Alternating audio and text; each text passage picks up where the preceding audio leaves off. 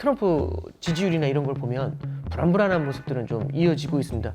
자, 그럼 이런 상황에서 전쟁이 장기화되면서 유가가 급등을 한다. 그럼 미국 내 인플레이션 압력이 더욱더 커질 수가 있잖아요. 그럼 트럼프 입장에서도 되게 초조해지지 않을까요? 지금 글로벌 경제가 불확실성이 높아지니까 안전자산인 달러 가치가 오르잖아요. 근데 이제 원유의 거래는 달러로 이루어져요. 그럼 원유를 사려면 달러를 사서 원유를 사야 되거든요. 근데 달러 값 자체가 비싸졌잖아요. 그러면 신흥국들 입장에서는 수입하는 에너지 가격도 높아졌을 뿐만 아니라 통화 가치가 하락을 하게 되면서 달러 대비 이게 인플레이션 압력을 더욱더 높이는 그런 요인이 될 수가 있어요. 전쟁이 어떻게 가는 거는 굉장히 불안하다라고 하시면 안전자산들을 조금 담아놓는 것도 필요해요. 달러 자산이라든지 금과 같은 자산들, 그러니까 예를 들어서 달러 채권이라든지 이런 것들 있잖아요. 그런 것들을 조금 가지고 계시면 포트폴리오를 좀 길게 유지하는 데는 마음이 조금 좀 편하지 않으실까.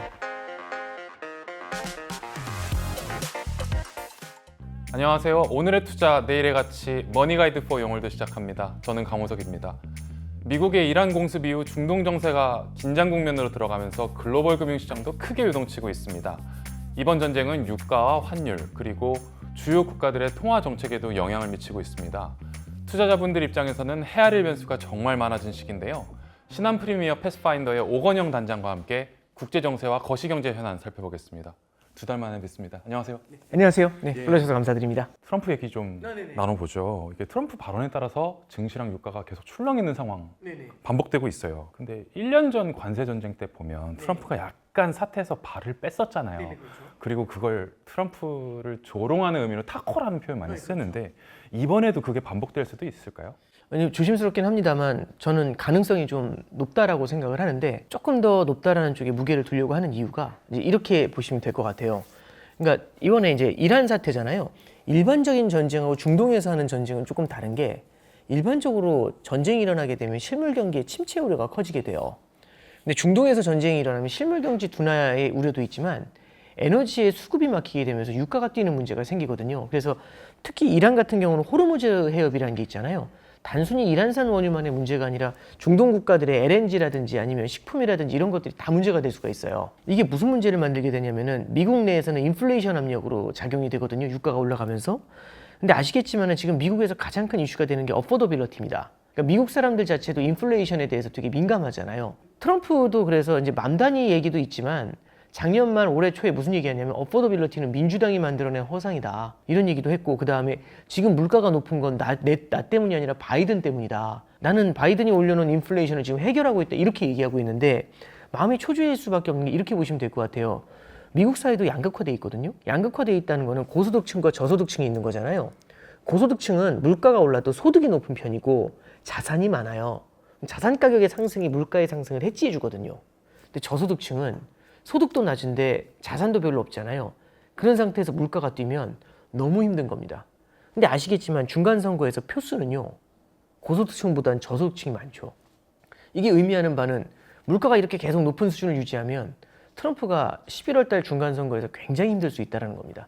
참고로 이제 트럼프를 기억을 해보면 2016년도에 트럼프가 처음 힐러리를 꺾고 당선이 됐을 때 대통령 상원, 하원을 전부 다 공화당이 갖고 있었어요. 그러다 18년도에 중간선거에서 지면서 민주당한테 하원을 뺏기거든요. 그 다음에 19년도, 20년도에 낸시 펠로시가 탄핵 시도를. 이번에 이제 보면 24년도에 대통령 상원, 하원을 다 공화당이 차지했거든요.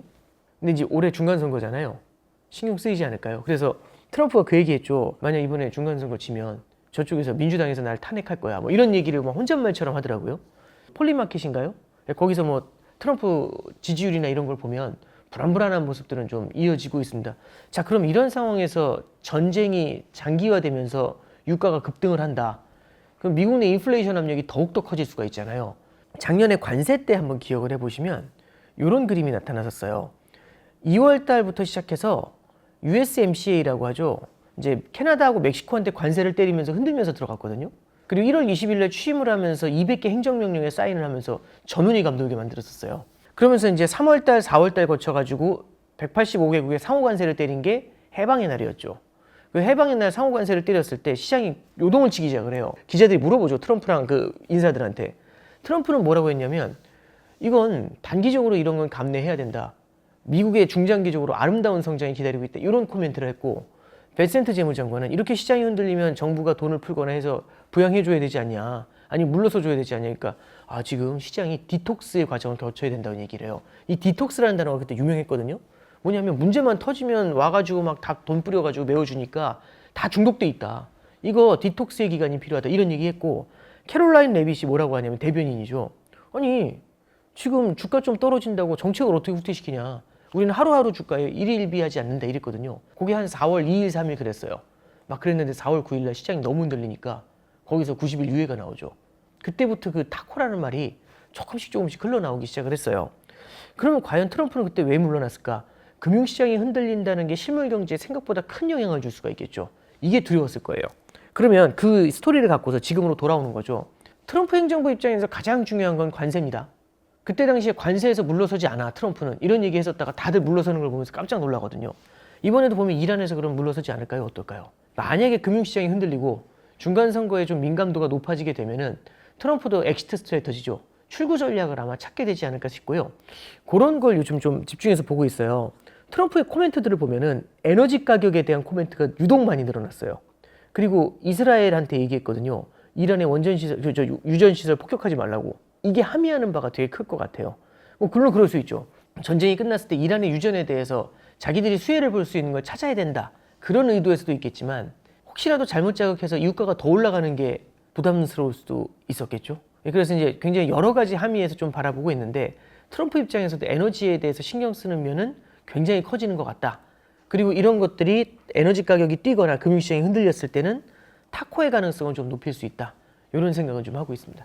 얼마 전에 트럼프가 전쟁이 거의 끝나간다라는 말을 했어요. 네. 약간 트럼프 풋 비슷한 느낌인데 네. 그럼 이것도 빠져나갈 통로를 마련하기 위한 맥락으로 봐야 될까요? 외신에서 해석하는 거 저도 일리가 있다고 생각을 해요. 왜냐하면 이제 그 전쟁이 끝난다라는 걸 어떤 조건으로 제시할까라는 건데, 왜냐하면 시장에서는 조금 묘한 기분을 느끼는 게, 이게 지난 몇 년간은 이란하고 뭔가 분쟁이 있을 때마다 금방금방 끝났거든요. 근데 그 이전에 보면은 아프가니스탄 그렇고 이라크 같은 경우도 그렇고 리비아도 예전에 그런 적이 있었거든요. 그러니까 이런 거 보면은 뭐 5년, 6년 가는 건 일도 아니잖아요. 그럼 전쟁이 장기화됐었을 때에는 미국 국민들이 느끼는 피로감도 굉장히 커요. 그리고 트럼프도 아니야, 중동에서 우리가 왜 중동에 가서 희생을 해야 돼, 이런 얘기 했었는데 지금 가서 전쟁하고 있잖아요. 그러니까 아마 트럼프 입장에서도 조금 걱정이 많이 됐겠죠. 그러면 엑시트 스트래터지를 짜야 되는데 그럼 언제 철수를 하냐? 저는 좀 그 얘기가 되게 의미 있게 들려요. 만약 저쪽이 뭐 어떻게 하든지 간에 우리가 이겼다고 생각하면 우리는 철수하면 된다 이거죠. 그 얘기는 언제든지 빠져나올 수 있는 구멍을 좀 만들고 싶다라는 그런 의미로도 해석이 될 수가 있거든요. 그래서 단기적으로는 어떻게 될지는 잘 모르겠지만, 어쨌든 트럼프 자체도 부담을 많이 느끼고 있는 건 맞는 것 같고, 그래서 어떤 형태로든지 엑시트에 대해서는 고민을 할 수밖에 없다. 그렇지만 또 문제는 이 반대편에 있는 이란도 문제가 되죠. 이란 같은 경우가 그걸 순순히 또 받아주느냐. 이란에서 그 휴전 조건 같은 걸 내세운 걸 보니까 이거 쉽지 않겠다 이 생각은 좀 들더라고요. 그래서 결사항전에 대한 의지를 좀 불태우는 것 같은데, 휴전하고 싶어요 이렇게 어느 한쪽이 얘기하면 협상에서 굉장히 어려운 위치를 차지하면서 할 거잖아요. 그러니까 서로 그런 면에서 좀 강한 모습을 좀 보이고 있는 거 아닌가 싶고, 결국에는 어딘가에서 타협점을 찾으려 하지 않겠는가. 발을 빼고 싶어 한다고 쳐도 트럼프가 이 전쟁이라는 상황을 온전히 컨트롤은 못할 수도 있잖아요. 그렇죠. 보면 UAE가 이란에 담수를 공습을 했었잖아요. 천연가스 가격이 올라가는 것과 또 결이 다르다던데, 그러면 전쟁이 장기화될 수도 있는 거 아닌가요? 트럼프의 의중과 상관없이. 그렇죠. 이제 그 결국에는 물하고 기름하고 가장 큰 문제가 되잖아요. 중동 같은 경우는 물에 대한 이슈가 훨씬 더 큰 건데, UAE가 공격한 것도 있지만 이란도 담수 시설을 많이 공격하려고 해요. 그러니까 담수 시설을 흔들렸었을 때는 결국에는 물의 문제가 생기니까 이게 어떻게 보면 원유보다도 더 치명적일 수 있거든요. 그러면은 국가별로 생존의 문제가 걸리니까 민감도가 훨씬 더 높아질 수밖에 없겠죠. 이게 중동 지역 전체를 다 심연으로 몰고 갈 수 있다, 이제 이런 얘기를 하는 이유가 이런 데 있는 겁니다. 그래서 단순히 물의 문제뿐만 아니라 식량의 문제하고도 연관이 되거든요. 이게 결국에는 비료나 이런 걸 만들 때는 호르무즈 해협을 통해 가지고 무언가 이제 에너지 천연가스 같은 것들도 보내줘야 되는데, 비료 생산이 안 되면은 결국에는 식량 생산도 위축이 될 수가 있잖아요. 이거는 식량 문제를 또 낳을 가능성들도 있어요. 그리고 호르무즈 해협을 통해 가지고 걸프만에 있는 국가들은 식량을 수급을 하고 있는데 이게 들어오는 길을 막아버리는 거잖아요. 그럼 먹고 사는 문제부터 시작해서 물 문제까지 들어가니 유전에 대한 문제를 넘어서서 굉장히 좀 감정을 건드리는 그런 케이스가 될 수 있습니다. 그래서 아마 아랍에미리트 같은 경우도 좀 민감하게 반응을 하고 있는 그런 단계가 아닌가 싶고요. 처음에는 미국과 이스라엘 그리고 이란의 갈등이었다면 이게 조금은 좀 확산되려는 움직임, 그건 좀 우리가 주의해서 좀 봐야 될 것 같아요. 트럼프가 발을 빼고 싶어 해도 못 빼는 상황이 될 수도 있는 거네요. 네, 그렇죠. 그러니까 굉장히 좀 복잡하게 얽히는 상황이 될 수도 있습니다. 국제에너지기구가 비축유를 4억 배럴 방출하겠다고 밝혔어요.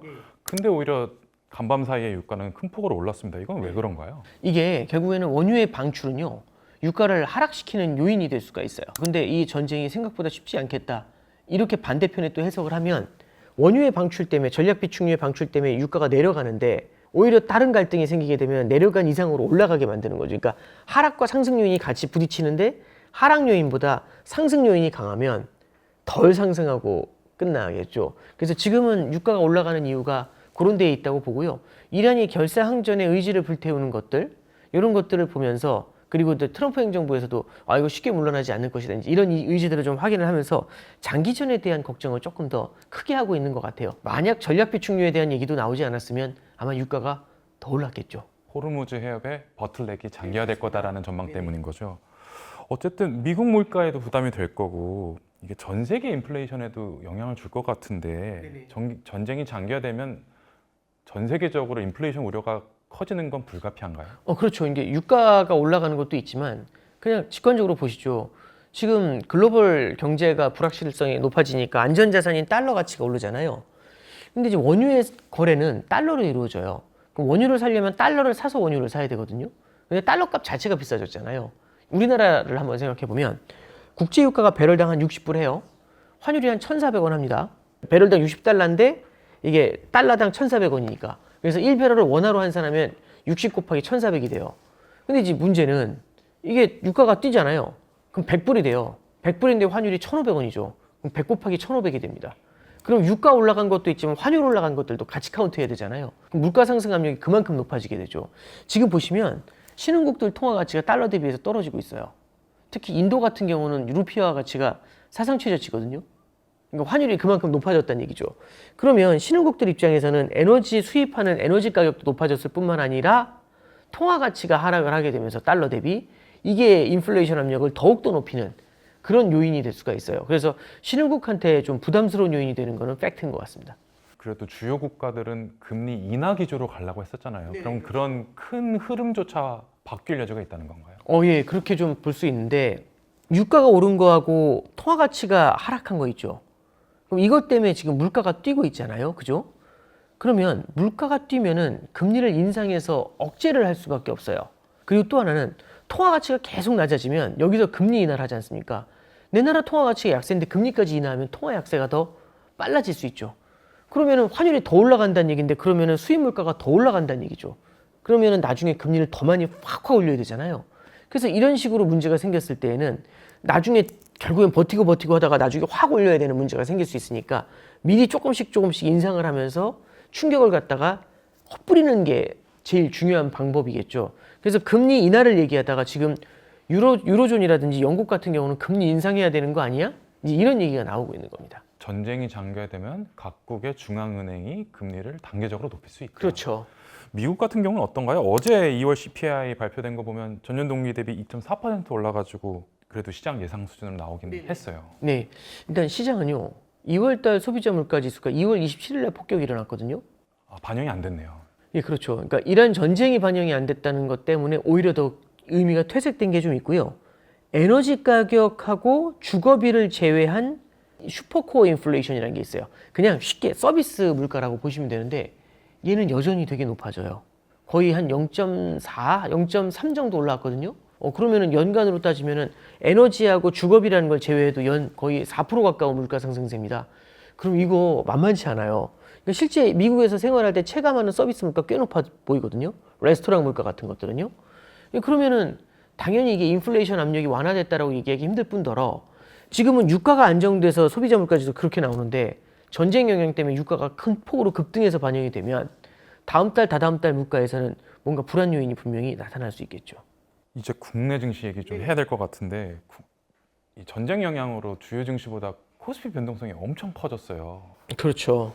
이건 왜 그렇다고 봐야 될까요? 이게 저는 좀 우리가 주요 증시라고 할 때는 어디를 주요라고 하는 건지도 되게 중요한 것 같고요. 근데 이제 미국 같은 경우는 주가가 빠지더라도 달러가 뛰니까 커버해주는 면이 분명히 있을 거예요. 근데 우리나라 같은 경우는 주가 변동성이 되게 높은 이유 중에 하나가 첫 번째는 개인 투자자들이 많이 들어와 있다는 게 포인트죠. 특히 한 6천 넘어서면서 개인 투자자들의 머니무브 이런 거는 뚜렷하게 나타났었던 것 같아요. 그럼 개인 투자자들의 비중이 높으니까 아무래도 이 시장을 바라보는 시각이 긴 호흡에서 바라보는 게 아니라 어쨌든 단기적인 수익에도 좀 집중을 하는 면이 있지 않습니까? 그래서 개인 투자자들이 좀 많이 있다라는 점이 단기 변동성 확대에는 영향을 주는 면은 분명히 있는 것 같고요. 그리고 이제 두 번째로 드릴 수 있는 말씀이 이란 사태가요. 우리나라한테는 에너지 불안을 굉장히 크게 키울 수가 있어요.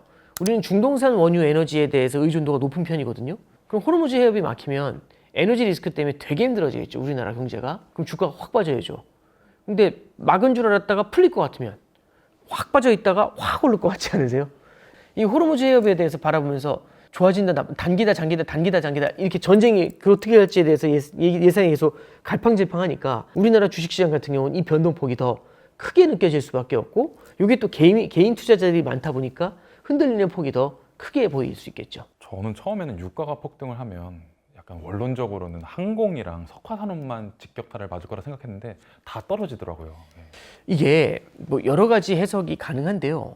에너지라는 거는 어느 산업이나 다 들어가야 되는 케이스가 되죠. 또 하나는 유가가 올랐을 때 단순히 원유 관련 사업을 하니까 힘들어 이게 아니라 유가가 올랐을 땐 전반적으로 물가를 끌어올려요. 그러면 금리 인하를 할 줄 알았는데 금리 인상을 해야 되는 문제가 생길 수 있죠. 영국 중앙은행 같은 경우는 금리 인하 카드 만지작거리다가 지금 금리 인상으로 확 전환해버렸거든요. 그러면 이런 것들은 당연히 주식시장에도 불안 요인이 될 수밖에는 없는 케이스지 않습니까? 그래서 이런 요인들을 좀 전체적으로 고려해 봤었을 때에는 우리가 이제 단순히 에너지하고 연관돼 있기 때문에 그 산업만 흔들린다가 아니라 물가 상승 같은 것들 내지는 금리 인상 인하 같은 경우는 전 산업에 걸쳐 두루 영향을 주잖아요. 그런 부분들이 반영된 게 아닌가 싶습니다. 그럼 반도체 슈퍼사이클이라고 반도체에 투자해서 지금 벌 수 있는 장이라고 단정할 수는 없는 거네요. 제가 이제 주식 전문가가 아니어가지고 반도체주가 어떻게 될 것 같다 이런 말씀 드리긴 어렵지만 만약에 전쟁이 장기화되잖아요. 그런 경우에는 미국의 실물 경기도 이제 좀 떨릴 수가 있겠죠. 미국의 실물 경기가 흔들리고 그리고 이제 비즈니스가 쉽지 않다라고 하면 그리고 금리도 높고 하면 반도체를 슈퍼사이클로 만들어줬던 게 AI에 대한 설비 투자거든요. 데이터 센터를 많이 지었지 않습니까?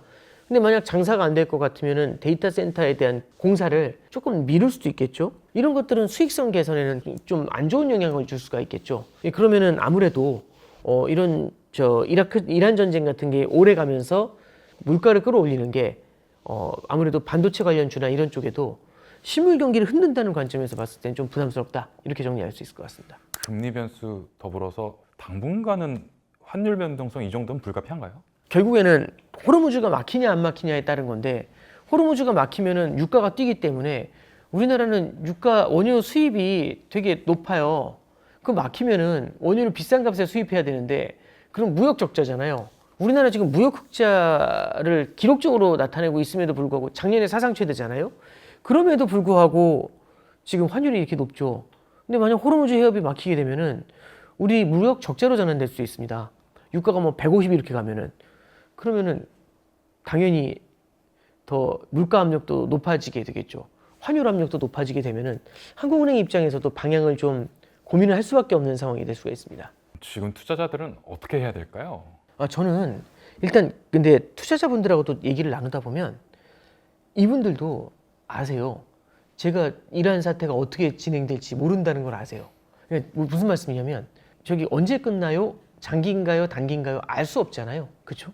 그래서 언제 끝나는지 이걸 보면서 접근하려고 하면 답은 없는 것 같아요. 근데 저는 좀 이렇게 생각을 합니다. 결국에는 이 이란과 미국과의 전쟁은 끝나게 되지 않을까요? 어떻게든 종전이 되지 않을까요? 물론 그 기간 동안에는 시장의 떨림이라는 건 분명히 좀 큰 것 같아요. 러시아 우크라이나 전쟁의 교훈도 보시면 러우 전쟁이 처음에 격렬하게 진행이 될 때는 주식시장이 굉장히 크게 흔들렸었어요. 근데 4년 동안 지금 전쟁이 이어지고 있지만 4년이 지난 지금을 보면 그 러시아 우크라이나 전쟁이 떨어지기 전에 그 레벨보다 우리나라 지수는 많이 좀 올라 있잖아요. 긴 호흡에서 좀 바라보시는 게 어떤가 싶어요. 그러니까 이게 전쟁 나니까 다 빼. 아니야 단기라니까 빨리 집어넣어. 이러다 보면 탈탈 털리는 것 같아요. 오히려 조금 긴 관점에서 보시면서 느긋하게 대응하시는 것도 좀 낫지 않나. 하루하루의 뉴스에 너무 집중하시면서 가는 것보다 대신에 전쟁이 어떻게 가는 거는 굉장히 불안하다라고 하시면 안전자산들을 조금 담아놓는 것도 필요해요. 그래서 우리가 포트폴리오 안전자산으로 과거에도 한번 말씀드렸지만 달러 자산이라든지 금과 같은 자산들, 그러니까 예를 들어서 달러 채권이라든지 이런 것들 있잖아요. 그런 것들을 조금 가지고 계시면 오히려 좀 포트폴리오를 좀 길게 유지하는 데는 마음이 조금 좀 편하지 않으실까, 그런 생각은 좀 하고 있습니다. 요즘 저도 그 하루하루 주가 상승 하락에 대해서 굉장한 민감도를 보이는 걸 보면서 또 너무 이렇게 하루하루 뉴스를 따라가다 보면 예측할 수 없는 미래에 하루하루 생각이 바뀌는 거잖아요. 그래서 잘된 케이스를 본 적이 별로 없는 것 같아요. 그래서 조금 긴 호흡에서 바라보시는 게 좋겠다, 이렇게 조언드립니다. 평소보다 달러 자산의 비중을 조금 높일 필요는 있다고 보실까요? 장기화의 가능성이 높다라고 생각을 하시면, 예를 들어 평소에 뭐 10%, 20% 갖고 계신다면 그거를 조금 더 늘리는 것들, 이런 것들은 고려해 보심직하죠. 참고로 요번에 보시면은 그 유가가 많이 뛰면서 경기 침체 우려라든지 실물 금융시장이 좀 불안하다, 이런 리스크가 좀 커지다 보면 달러가 여기에서는 1,500원을 뚫었던 적도 있거든요. 이런 것들을 같이 감안해 보실 필요는 있을 것 같습니다. 유가 얘기만 계속 나눠서 좀 여쭤보는데 사실 LNG, 액화천연가스, 천연가스 수입 의존도도 되게 높아요. 요것도 한국 경제에는 안 좋은 영향일 것 같은데요. 액화천연가스도 그렇지만 결국 이게 다 얽히고 설켜 있는 게 다 에너지 가격에 대한 요인이잖아요. 에너지 가격이 결국엔 뛰게 되면 물가 상승 압력이 높아요.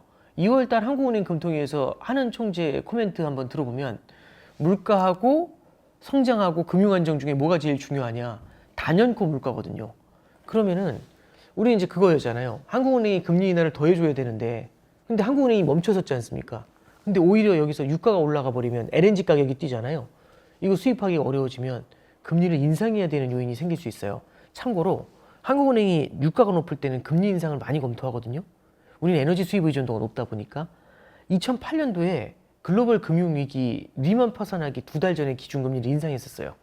왜냐면 그때 유가가 되게 높았거든요. 그러니까 성장이 둔화돼도 물가를 포커스를 둘 수밖에 없거든요. 2011년에도 경기 안 좋은데 금리 인상했었고요. 그러니까 이게 시사하는 바는 저는 뚜렷하다고 봐요. 하느니 결국엔 바라보는 거는, 기준금리로 바라보는 거는 물가가 되게 중요한 건데, 이렇게 에너지 가격이 뛰게 되면은 우리나라 실물 경제가 어렵더라도 결국에는 금리를 인상해야 되는 문제가 생기고, 그럼 전방위적으로 고물가하고 고금리 압박을 한꺼번에 맞게 되는 그런 부담을 안는다, 이 정도입니다. 이창용 총재가 작년 11월에 금리 인하 태세를 전환할 수 있다고 이야기했는데 그게 더 심화될 수도 있겠네요. 2월 달에 이제 한국은행 금통위 때 보면은 점도표라는 게 새로 등장을 했거든요. 그 동결 쪽이 압도적으로 많았지만 조금 더 인하할 수 있다고 보는 쪽이 한 4개 정도 다시 찍혀 있었고, 점이 인상을 보는 쪽에도 점이 하나 찍혀 있었어요. 근데 유가가 굉장히 높은 수준을 유지하잖아요. 이 점도표의 구조가 조금 바뀔 수 있어요. 인하 쪽이 줄어들게 되면서 인상 쪽이 열리게 되거든요. 그럼 여태까지 이어왔었던 통화 정책의 기조가 변화되는 문제가 생길 수가 있습니다. 최근에 보면 연준에서도요. 연준 같은 경우도 원래 금리 인하 2번 한다 이랬었거든요. 근데 지금 1번 인하한다고 시장은 생각하고 있고, 여전히 인하를 주장하는 사람들이 있는 반면에 동결을 주장하는 입장이 좀 많고 인상을 주장하는 입장들이 조금 생겨나고 있어요. 그래서 클리블랜드에 보면은 베스 해맥이라는 분이 있는데, 총재가, 그분은 오히려 이제 양방향 리스크를 고민해야 된다. 금리에 대해서도. 그 얘기는 인하뿐만 아니라 인상도 고민해야죠. 그래서 보통 일반적으로 인하하냐 동결하냐 이걸로 얘기하는 적은 많아요. 내지는 인상하냐 동결하냐 이렇게 얘기하는 적은 있어요. 근데 지금은 인하 동결 인상이 같이 있어요. 만나기 힘든 케이스를 지금 만나고 있는 겁니다. 왜냐하면 장기화에 따라서 유가가 이렇게 움직이잖아요. 그럼 물가도 이렇게 움직이겠죠. 그러니까 그만큼 변동성이 높은 겁니다. 글로벌 IB들은 유가를 80달러 가정하고 이제 한국 경제 성장률이 0.2에서 0.3% 정도 하락할 수 있다고 이야기했어요. 지금 정부의 올해 목표 경제 성장률이 연 2%예요. 그럼 이게 더 낮아질 수가 높은 건가요? 낮아질 수 있죠. 왜냐하면 이제 유가 전망치가 만약에 120, 130 올라가게 되면 우리 성장을 바라볼 때 우리는 결국엔 GDP 성장률로 보는 건데요. GDP 성장률에는 소비도 있고 투자도 있고 순수출도 있고 정부 부문도 있어요. 근데 정부 부문은 일단 빼고 가죠. 그러면 이제 소비냐 투자냐 순수출이냐 이건데, 만약에 유가가 오르게 되면 소비가 위축될 수 있죠. 그러지 않을까요? 물가가 높으니까 금리도 높고 투자도 위축될 수가 있죠. 이게 주춤해질 수 있는데, 반대편에서 순수출은 수입을 할 때 더 많은 돈을 주고 수입을 하니까 이 순수출 부분이 위축될 수가 있죠. 그러면 소비, 투자, 순수출이 모두 휘청휘청하지 않습니까? 이런 것들은 불안 요인이죠, 분명히. 전쟁이 빨리 종식돼야 물가 상승 우려가 예, 그렇습니다. 그러니까 중동 전쟁이 우리나라한테 좋은 일이 결코 아니에요. 그러니까 이게 장기화되는 것은 저희도 조금은 좀 우려스럽게 바라보는 부분입니다.